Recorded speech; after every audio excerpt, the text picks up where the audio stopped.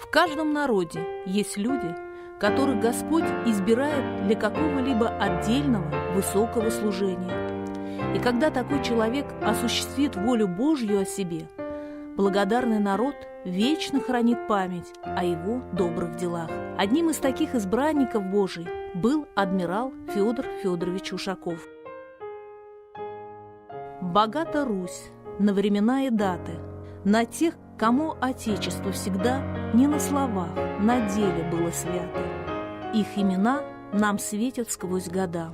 Понял маневр наш Васильев. Упредить Капудана хотите? Обойти? Только сил-то у нас мало, Федор Федорович. А вы надвое делите. Потому и делю, что мало. По всем кораблям стрелять ни одного не потопить. А мы весь огонь одного ихнего флагмана на Капудана. А Капудана собьем, весь строй у них рассыплется.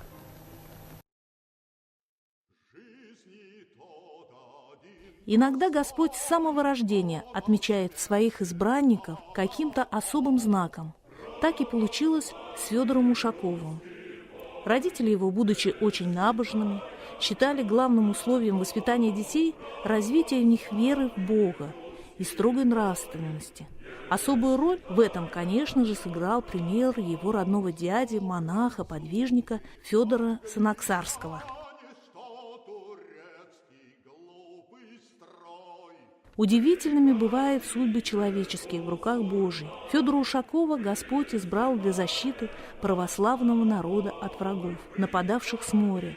За всю жизнь он не проиграл ни одного морского сражения, а во время этих сражений не потерял ни одного своего корабля.